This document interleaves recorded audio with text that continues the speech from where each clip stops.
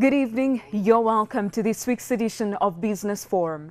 Coming up in the program, dollarization of the economy weakening the Uganda shilling's value. Tour operators are worried Uganda's wildlife is on the verge of extinction. And we also look at how you can finance your fast car. I am Anita Mwanguzi. Welcome. Uganda's economy is growing and quite steadily, but not as steadily as predicted. The economy continues to grapple with global market forces, which it remains vulnerable to if the depreciation of the shilling and the dropping of fuel prices are anything to go by. Now, earlier I spoke to Musa Luanga, a research analyst with the Economic Policy Research Center, analyzing Uganda's economic options, particularly where focus should be if the economy is to grow stronger and faster. While economic conditions in Uganda have been growing slowly and steadily, still the growth remains a little bit too slow compared to what was forecast and expected. Added to that is the shilling that continues to remain volatile and has dropped extremely low compared to the US dollar that remains surging forward and forward. Today, as we look at Uganda's economic outlook, of course, 2015 has only begun and we are in January, but the financial year 2014-2015 nears its close. We're now joined in studio by Musa Luanga, a research analyst at the Economic Policy Research Center. And perhaps to start us off, Musa, can we just look at the policies we have in place economic-wise? Do we have everything we need, or are there those crucial economic policies we need to have put in place to ensure Uganda's economic growth? First of all, thank you for having me. We have not moved at the pace we could have moved at. The problem with this is markets don't always work, not all the time. They have particular conditions in which they work. For example, for agriculture, investment in agriculture that would move it to more productive agriculture is very high. Although we have had a move in terms of an increase in the size of our financial sector, catering for agriculture through the markets has not served us well. We had cooperatives that could provide credit services to agriculture, that could provide marketing information to agriculture, and could provide extensional services to agriculture. Now, when we moved into a liberalized economy, we had farmers left to the whims of the market. You had banks setting their own interest rates regardless of which sector it was. And agriculture could not cope with the very high interest rates. Also, our financial sector, because it's still just growing, you find that most of the credit given out is actually short run. And you cannot give short-run credit to agriculture, which usually is long-run, and has so many risks. And therefore, leaving agriculture to the market was not the best thing to do. Even in developed countries, you still have agricultural subsidies, and in Uganda, we said, well, let the markets determine the flow of the economy. Now, notice, because of the liberalization, our economy is vulnerable to, if we are focusing on that alone, it's very vulnerable to the world markets. That's why we are suffering with the shilling being low and the dollar being so high. Isn't it because of this liberalization and being part of a global market? Not that I'm against the global markets. Well, the idea behind liberalization, and let's talk about now the capital account, where the idea was that since Africa or developing countries like Uganda require capital, capital will flow from the developed countries to the less developed countries like Uganda. So we liberalize our capital account. That means capital can come in, but at the same time capital can grow, can leave. Now the problem we have with this kind of development paradigm, although it was thought that capital would just flow, capital doesn't always just flow. It depends on so many other world factors. For example, yes, capital has been flowing into developing countries for a given period of time, and this is some of the capital has come from the US policy of quantitative easing. A lot of money was on the US market, and well, investors got the money and invested it in developing countries. Now the time has come. The US economy is actually growing. And the Fed is saying, yeah, we should stop on quantitative easing.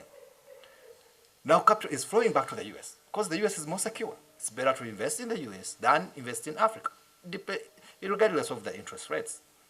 Interest rates are actually low in the US and high in Uganda. But the capital flows back to the US because, well, the US economy is more secure. Now, the problem with having a liberalized capital account is some of the capital that flows into your economy is what you call hot money. Money that comes in some form of speculation. Let's say I come to Uganda, I buy government bonds, but I want to sell them off immediately in case of anything. So it's just for the short gain. The right kind of capital that would have flown in Uganda, that is more productive, is for indirect investment. However, sometimes you have these short-term inflows. And as soon as something happens, they pull out. Now, the problem with that is they always leave you in a situation that your exchange rate is never stable. The volatility of the world markets, they change all the time. Uganda is still a developing economy, but how do we strategize so that we place ourselves in a position where we don't just fall or weaken every time the other bigger world economies either go up or go down? How do we maintain some kind of stability?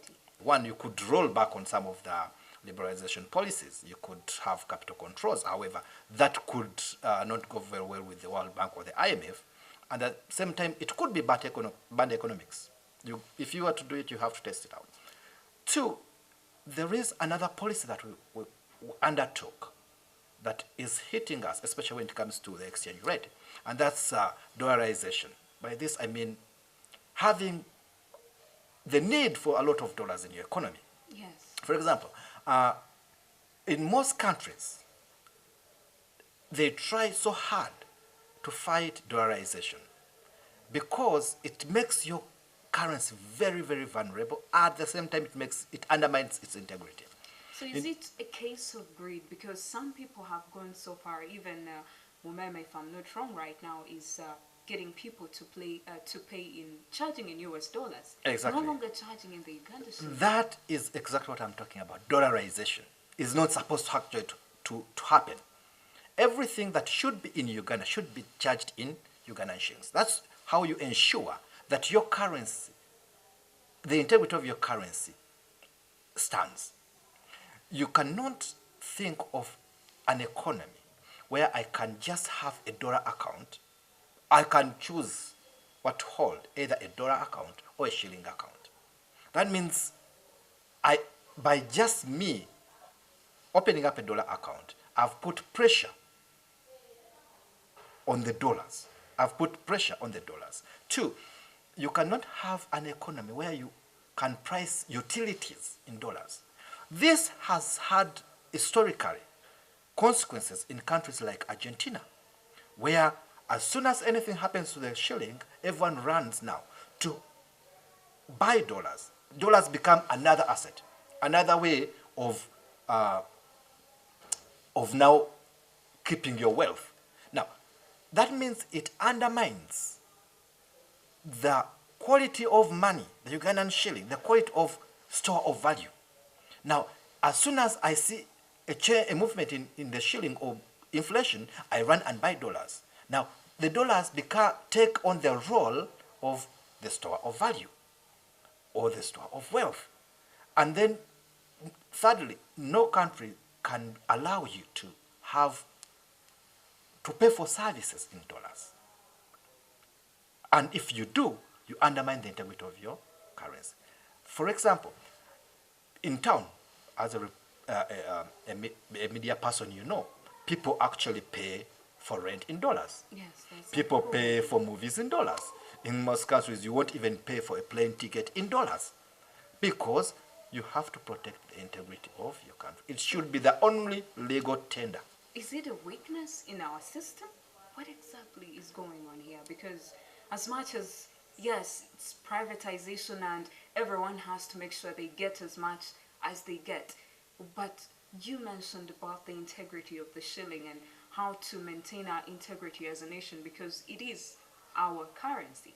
So where is the government failing in this case to just protect the integrity of our currency? Well, the idea was with liberalization and trying to attract as many investors as possible, I think the idea was let's allow the investors to be able to convert their money in dollars. Well, at some point we needed the dollars so much because, yes, we still do need the dollars, but we largely should be needing the dollars for importing, not for store of value, and not for paying for utilities, and not for paying for rent. Because if all traders in January have to pay rent, they run to the forex bureau to buy dollars. Remember, they're earning in Uganda shillings. Any movement in the dollar actually does affect how much they have to pay for rent. That gives you what you call a currency mismatch. I earn in shillings, but I have to pay for some services in dollars. That actually it kills my planning. Because anytime the dollar moves, if I had saved less of the shillings, then I'm going to need more to buy the dollar. And in a way, it's something that can easily be reversed. The Bank of Uganda and the Ministry of Finance can look at this and say, I don't think we need two currencies in Uganda. So, don't you think they've already noticed this, or maybe they're simply ignoring this? Or is it just the excitement of people wanting to trade in a currency they consider superior to our own? The whole idea was that if you have easy convertibility of the shilling and the dollar, then you're going to stimulate trade. Okay. True. The shilling should be easily converted to the dollar. Dollars should be in the economy in that I can easily buy them. True. But for what?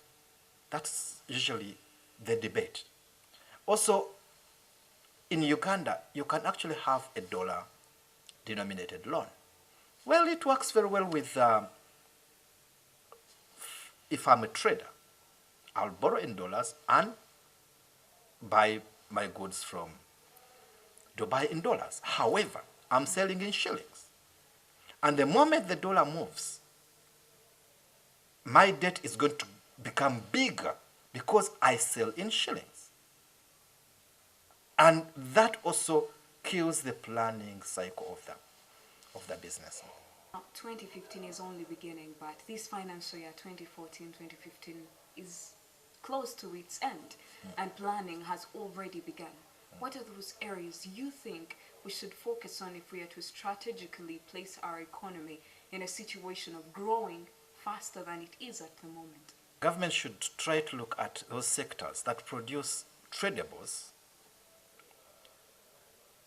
more, because we've had a focus on sectors that or policies that have brought up incentives for the production of non-tradables. By non-tradables, I mean these are goods or services you produce but you cannot sell beyond your borders.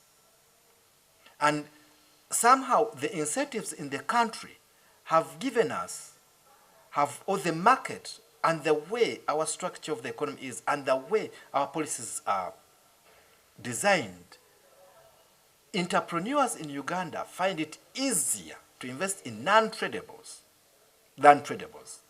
Tradables are the things you produce, services and goods you produce that you can sell to other countries. Now, here's an example. Every day, every street of Kampala and other towns, you find a new building coming up, an arcade. That is a lot of money to invest in an arcade. However, the incentives are showing you that you can easily invest in an arcade than invest in a factory. Arcades usually don't create a lot of jobs. Yes, you'll have the shops there, but they don't even produce anything you're going to sell beyond Uganda's borders. Now, the government, in its new budget, has to focus on creating incentives for the production of tradables. How can it be done? how can government help small-scale manufacturers? How can government help or partner with the private sector to set up industries in Uganda? Those are the sectors that are going to create jobs, increase our exports, and reduce our current account deficit. Thank you so much for joining us today. Thank you for inviting me. Well, that was Musa Lwanga from the Economic Policy Research Center, giving us a view of the face of Uganda's economic outlook currently and the areas that the government needs to focus on as they draft the upcoming budget for the year 2015-2016. Business Forum continues.